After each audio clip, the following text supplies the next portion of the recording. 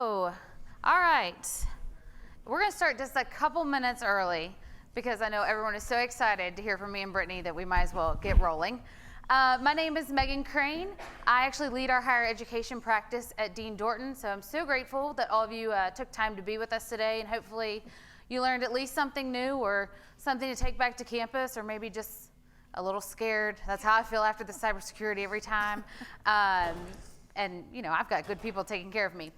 So we're so glad you've been here. We are going to have polling questions in this one, so a good excuse to look at your phone. We might think you're paying attention, we might not. All right. Here's our objectives. You can tell the accountants are back talking because now we have objectives. So these are the objectives of this session. Gain an understanding of the importance of internal controls as it relates to single audits. If you looked at the slides, you're probably like, this is a bait and switch. They told me it's student financial aid, but they're talking internal controls. Well, lucky for you, it all goes together. So we're going to talk a little bit about that. We're going to do a quick, brief overview of HEERF, and then discuss general single audit updates. And then Brittany's also going to cover the top 10 compliance findings that we see, talk a little bit about those. Here's our agenda. Basically repeats the same thing, so let's move on. All right, internal controls. So here's what we're seeing at Dean Dorton. The Department of Higher Education is putting an additional emphasis on internal controls. Why is that important now? Well, internal controls, you guys mostly in this room and online are financial experts at your universities. Who's not financial experts and understands internal controls and likely have their eyes glaze over even more than you guys, the financial side of things, is the student financial aid people, right? Or your grants people. And so what we're seeing is that since there's an additional emphasis on that side of things, what you guys can do is listen today and take that back to those departments, or if you are a director of student financial aid, really think through what's happening and what controls are in place. What's also important is now that we're in this, I don't want to call it post-COVID era, but we're like hopefully nearing the end, is that controls might have needed to change to adapt to the new processes or new technology you've gotten. So really considering what controls and processes you have in place. So let's talk about what's the difference between process and control. You guys have seen our client assistance list. Please give us a process memo on cash receipts, or please give us an internal control memo. So they're kind of used interchangeably, but that's not true. A process is a series of actions that leads to a particular result. So the process is where the non-compliance can happen. If you're thinking from a student financial aid perspective, the process around a return to Title IV, or that calculation where the money's going back when a student withdraws, right? So that's the process. A student says they want to withdraw, a calculation is done, the money's returned, reporting happens, so on and so forth. So that's where the non-compliance can happen, right, is within that process. Somebody could calculate the return wrong. Someone's not returning the funds timely. They're not getting reported the NSLDS timely. You guys know that because you've seen likely findings related to NSLDS. So let's talk about a control prevents that non-compliance, right? A control cannot introduce non-compliance. So good distinction there in my mind. So in this case, in our example of a return, a control around it's an automatic calculation based upon days. So a system has set up your number of days in the system, the withdrawal date's automatically pooled, okay, the student completed 60 of 100 days, okay, and then there's a process along the way. So the control is the automatic calculation of that. If a human's doing the calculation, then someone reviewing the calculation would be a control. All right, so what's important to consider when you're identifying controls? So it's the most important thing you do is understand the process, right? Once you understand the process, you know where things can go wrong. You guys have likely seen this where you thought you had a strong process, you have someone very good in place, so a human control, and that person retires or leaves or, you know, is like, yeah, higher ed, whew, I'm out, right? Everybody's like, yes, we know. And then you're not allowed to hire anybody for that position, right? Also a struggle you guys have. So thinking about how you're going to replace that internal control and make sure that it's designed, implemented, and maintained to be responsive to the risk. So if a person is well-trained, well-educated, and they are part of your control process and they leave, does that control still function just on the surface by itself? Something to consider. Again, you have to really understand the process and what could go wrong. So a good portion here is that you guys who understand controls get with student financial aid and say, okay, what can go wrong in your process? Well, you likely somewhat know this because every third or fourth year you have an NSLDS finding or you have a return finding. Hopefully you don't. I mean, if you don't, great. Things are going swimmingly. But if you do, you might already know those processes. But again, it's important to get to understand with them and work along the way to figure out what you can do to prevent those errors. The other thing to do is, it says up here, maintained. So we just did a engagement not that long ago where the client had a great control in place. There was an automatic tickler that said, send notification letters to the students when, like at 45 days. Guess what happened? The tickler got turned off. So then we're out of compliance. So again, making sure that those controls aren't changing. So thinking about where there's compensating controls. It was great that there was the automatic control in place, a tickler, fine, but then someone probably should have checked and said, maybe we should just check one or two of our first couple students that withdrew in the semester to make sure their letters are going out appropriately. All right, let's talk about documentation. This is probably my favorite part because we are your auditors. We need an audit trail to follow. I love that you guys have a lot of stuff up in your head. That's awesome. I do not want to get into your all's brains. You don't want to get in mine, I don't want to get in yours. So let's get that down on paper. Let's get everybody to agree upon it. Let's document it.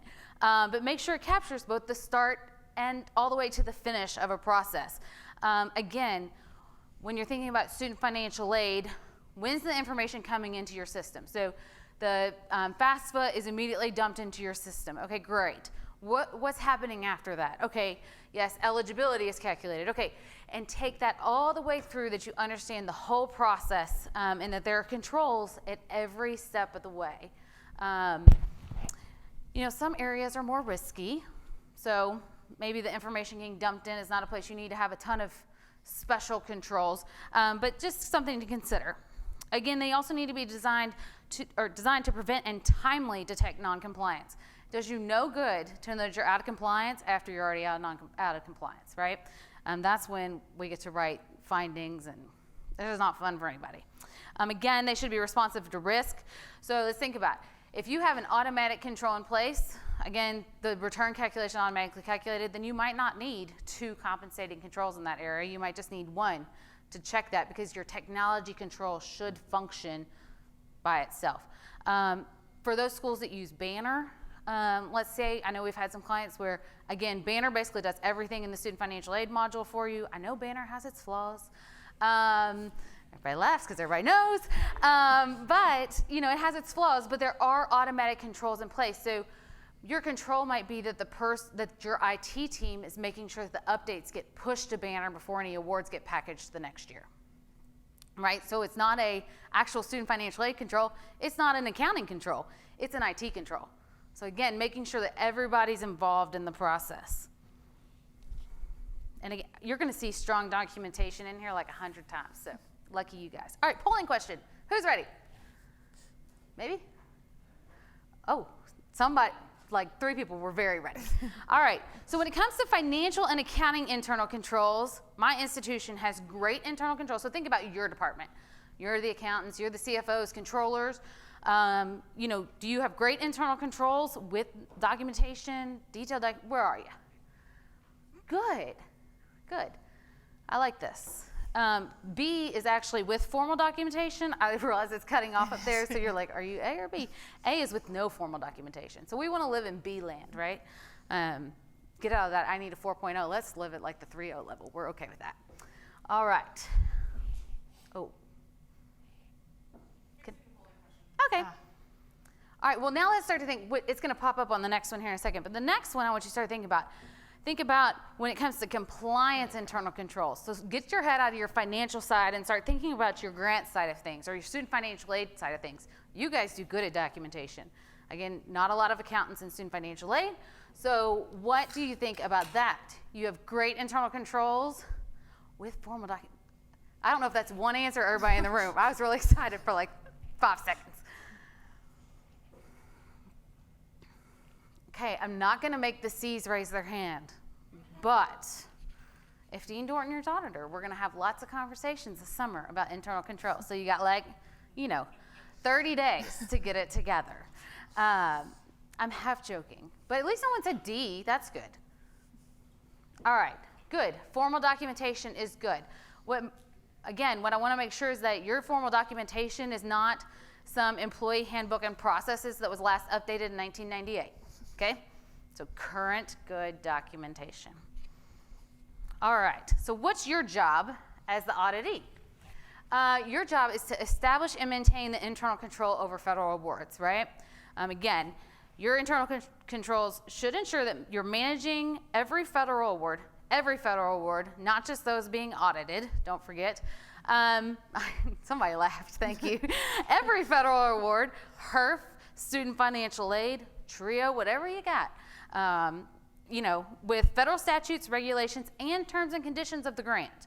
So if a term and condition is within a grant, that's something that you all should be addressing with internal controls as well. So what's my job?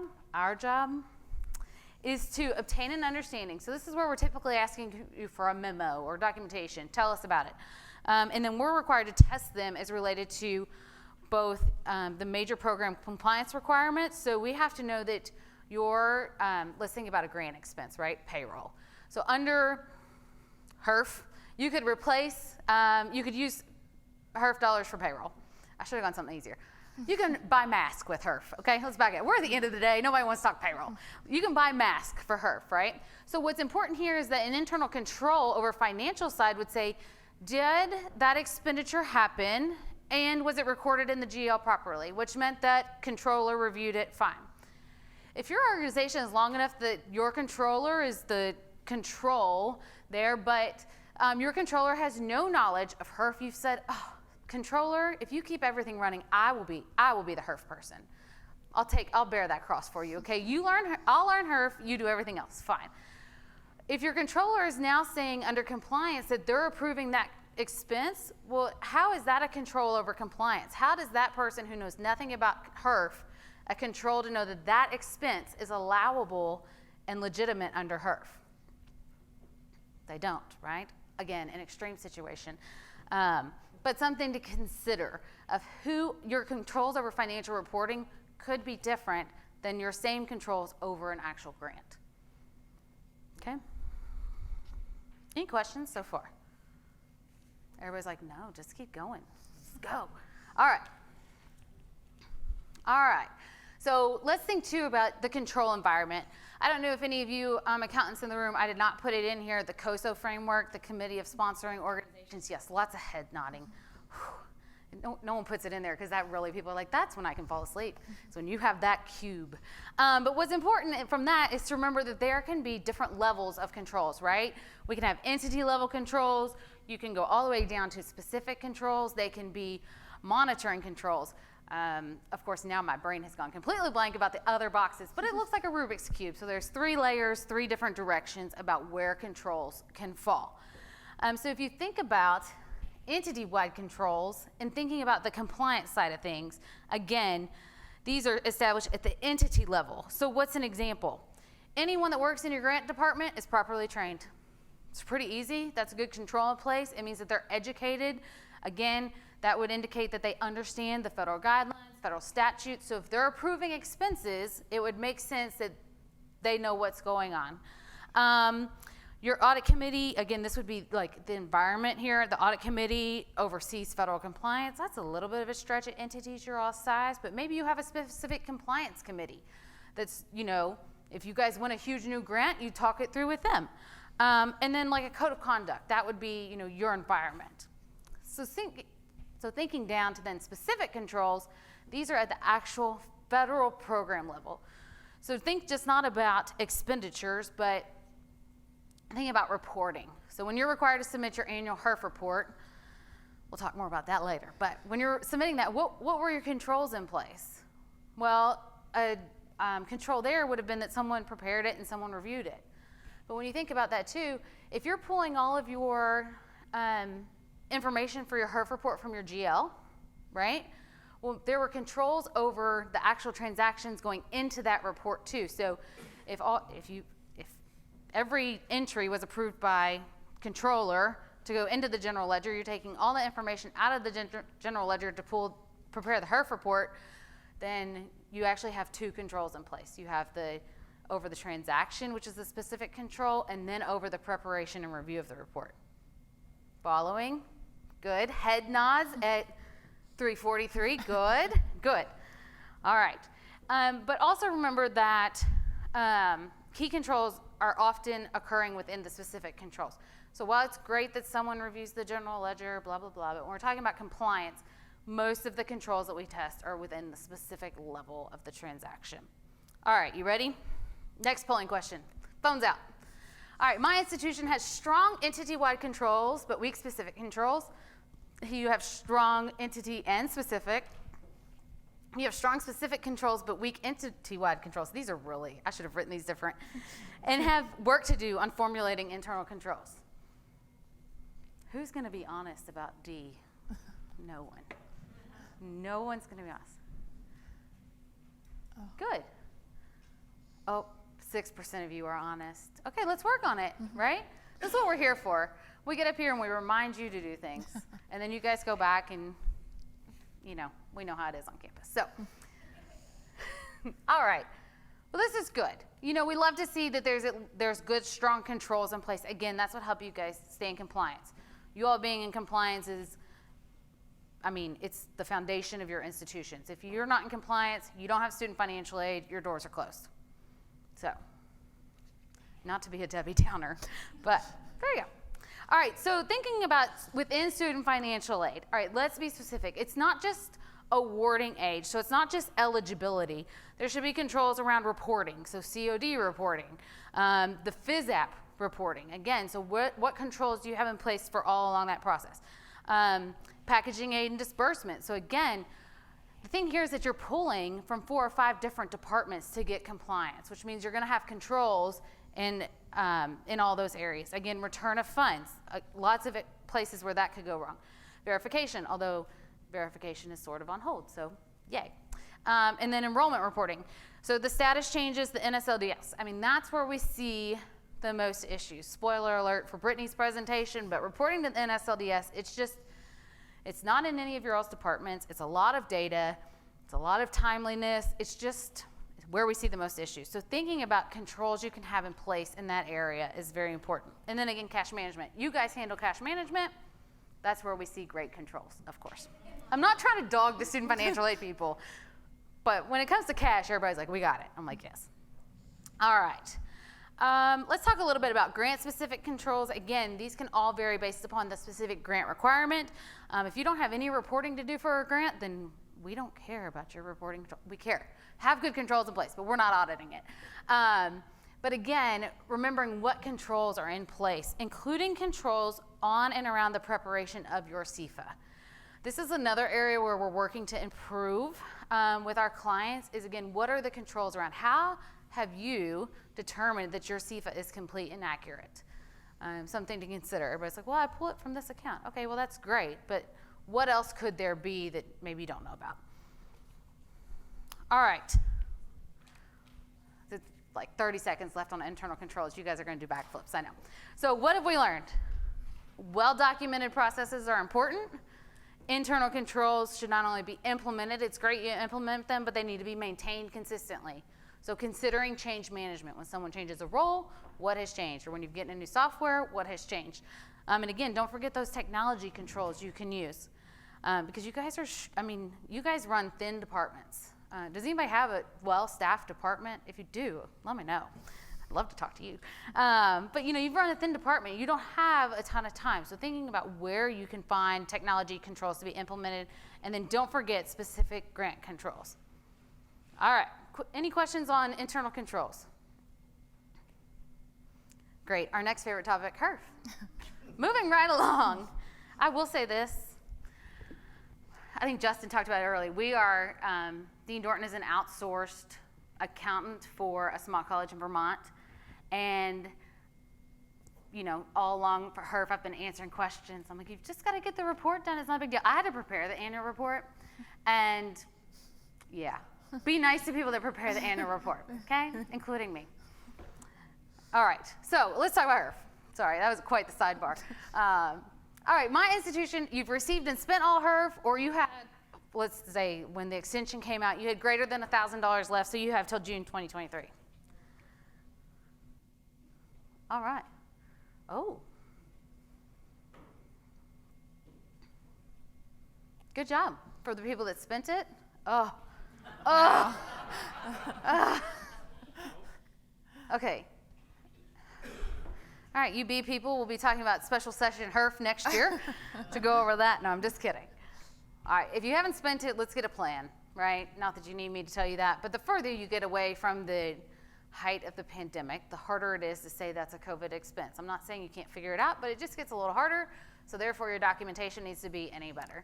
It's very easy for me to look at an expense from March of 2020 and say, oh yeah, that was related to COVID. It's a little harder now.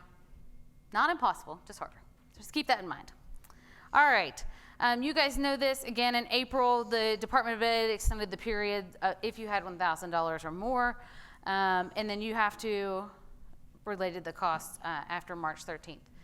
All right, the annual report was due May 6th. That was a day I wish to not go back to. And then your quarterly reporting is coming up here in about 40 days. So you've got your first quarter report to be filed, both institutional and student. The difference here is that this year, as part of your audit, reporting is a compliance requirement. Yes? So I did the annual report as I was... God bless you. As I was doing it, I found a mistake in one of that I had reported in one of the quarterlies. Should I file an amended, or should I just correct it on my next quarter? My understanding is you should just correct it on the next quarterly and have a memo that explains for your auditor when they're reviewing it, because what the auditors are going to do is likely come in and say quarter 1, quarter 2, quarter 3, quarter 4, annual report, what the heck? Yep. Yep. So I think a memo in place to show what it is, and then you can correct it on the next one. The Ed did release something that said you didn't have to go back and amend old quarterly reports that you did wrong. So, yeah. Yeah, I would just fix going forward. And again, have something good in place for your auditors to follow. All right, general reminders about HEERF. Every decision should be well documented. I wish I had $1 every time I said documentation. Don't double dip, so your PPP can't replace the same payroll costs that your HEERF funded, so on and so forth. FEMA supply, you've got a FEMA grant for testing or swabs. You can't use then your HEERF money for the same thing, so keep that in mind. Again, internal controls apply. Create an audit trail, and we're testing it this year. Any questions on HEERF? All right, what I'd like to do for the next couple minutes, turn over to my colleague Brittany Rebholz, who does most of the student financial aid audits with me, for me, maybe is more likely. So she's gonna go over common audit findings. I'm gonna move off the stage. Okay, go for it. Okay, so we are back with another lovely polling question. So has your institution had a finding as a result of a single audit in the last fiscal year, the last 2 fiscal years, or you have not had a finding as a result of a single audit in the past 2 fiscal years, which I feel like should get a gold star. Okay.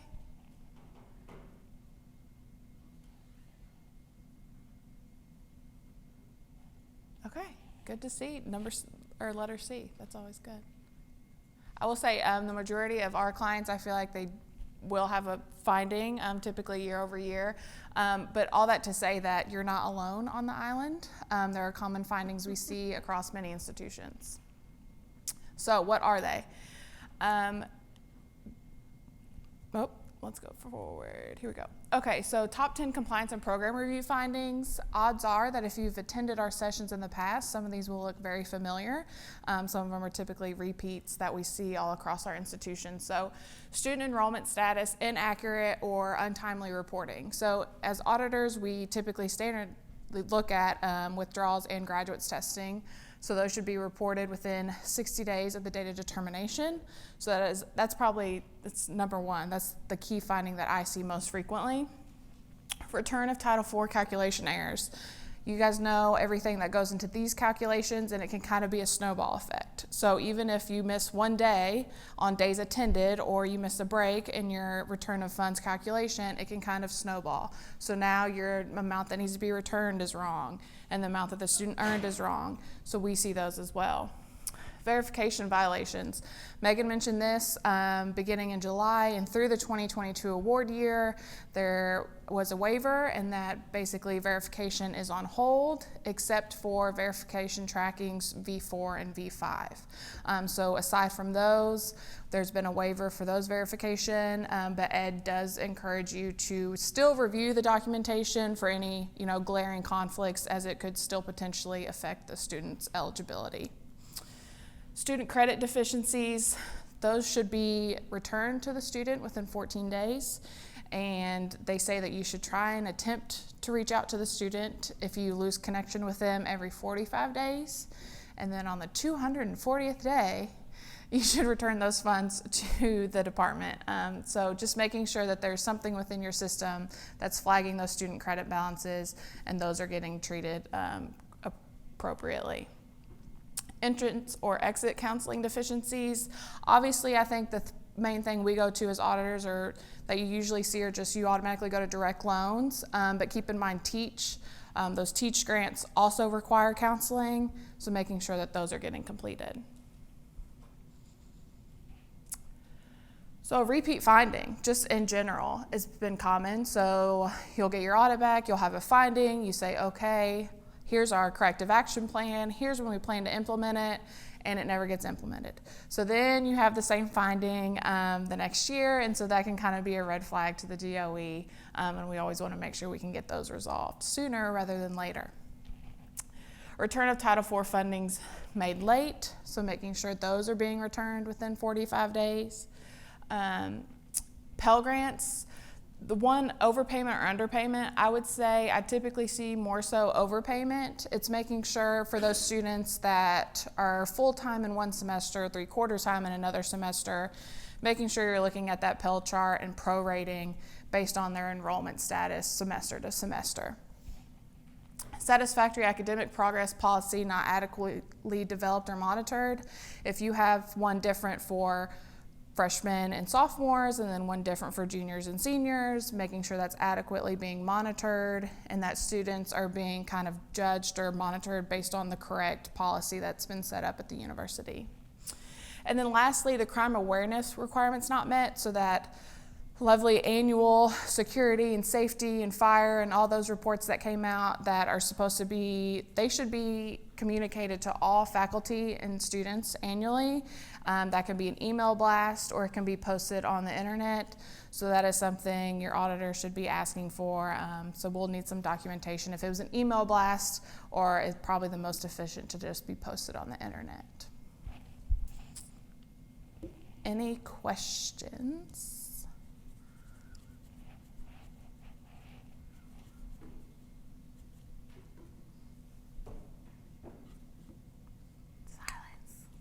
Okay. I was like, let us out. Yeah, like perks of being the last session. Yeah. Well, we really do want to thank everybody for attending today, attending virtually. We know your all's time is precious, and so we appreciate you've spent it with us. Hopefully you've learned a little something new.